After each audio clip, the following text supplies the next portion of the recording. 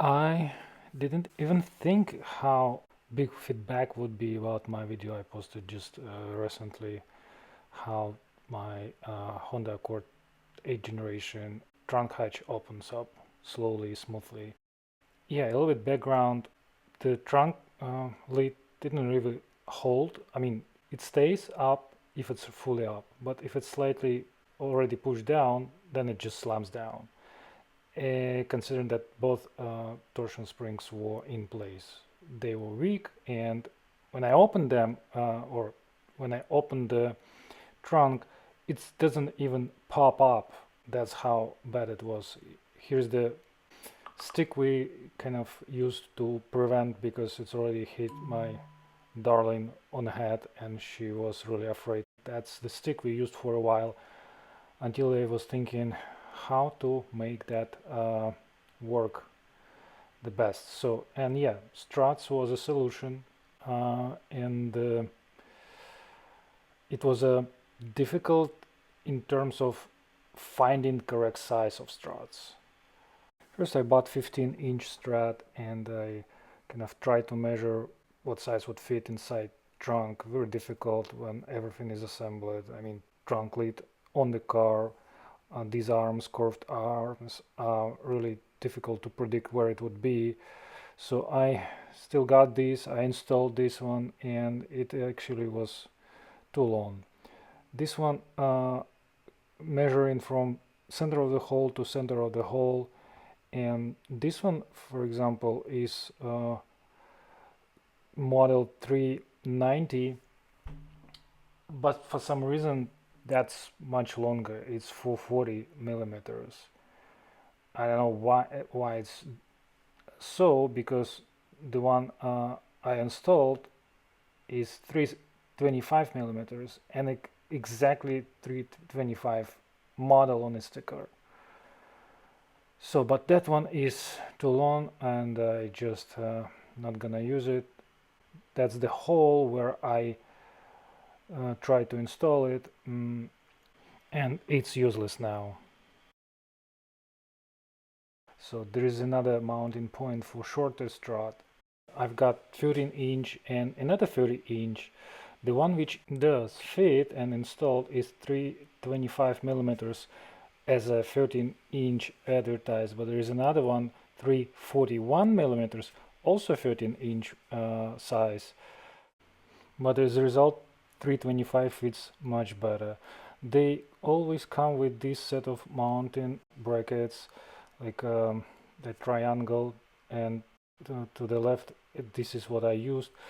The triangle was bended, and you'll see hole should be a little bit larger, because I actually wanted to use one of the existing holes, and that is 6 millimeter, I believe, bolt, which goes through similar hole existing in that arm, and that was just a random bolt. I found 4 millimeters, I believe, and I just drilled a hole for that one in the arm.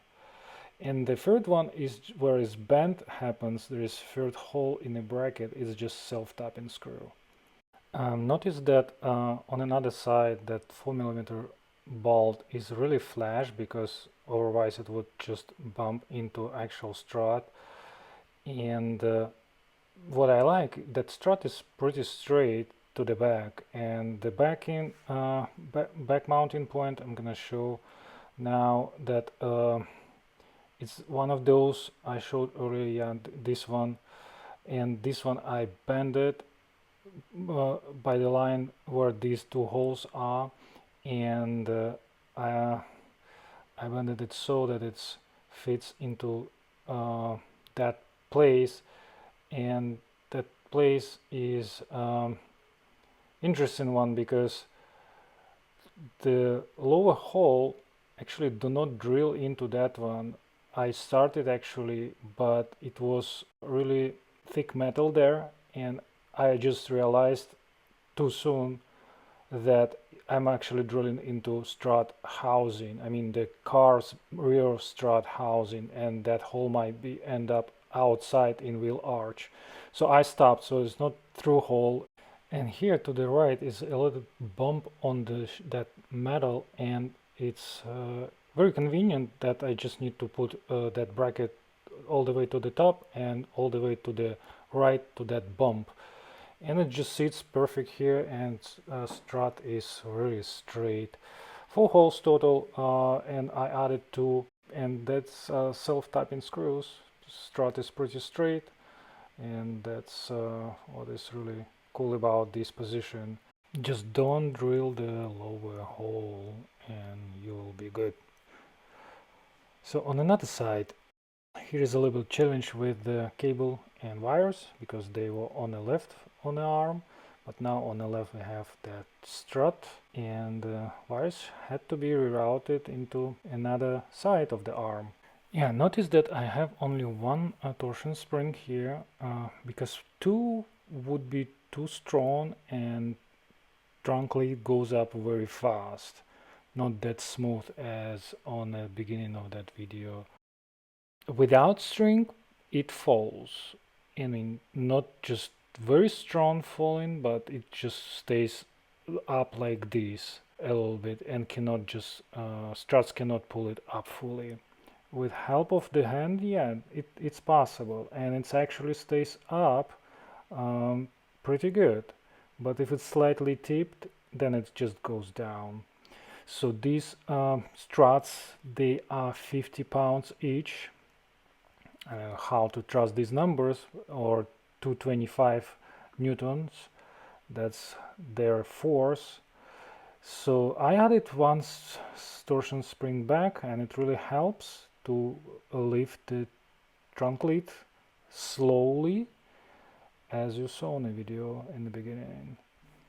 Yeah, that's the label, 225 2 newton meters, and 325 is the millimeters its length. I took small strut out, it's not currently there, and to measure its length, so from the center of the hole to center to another hole, it's exactly 325 millimeters. Another one, 341 millimeters, is just 16 millimeters longer, and technically it can also fit because it's just 16 millimeters longer. However, I think it wouldn't be possible to use existing hole, because that bracket, triangle bracket, would be in another place here, and I just didn't like that solution. Here I'm showing actually that 325 is a little bit short, and usually arm should sit on that rubber round thing, but it didn't reach it because it's too short. 341 would probably sit on that and push the arm far enough to sit on that rubber part, but in that case I didn't find properly how to mount that triangle bracket on that curved arm, so that's why I choose shorter version. But problem here that torsion springs still continue to push when strut is fully extended. That's why I added few layers of that rubber, that it's really sitting and touching that rubber stop, and it's not really stress on the strut when it's fully extended.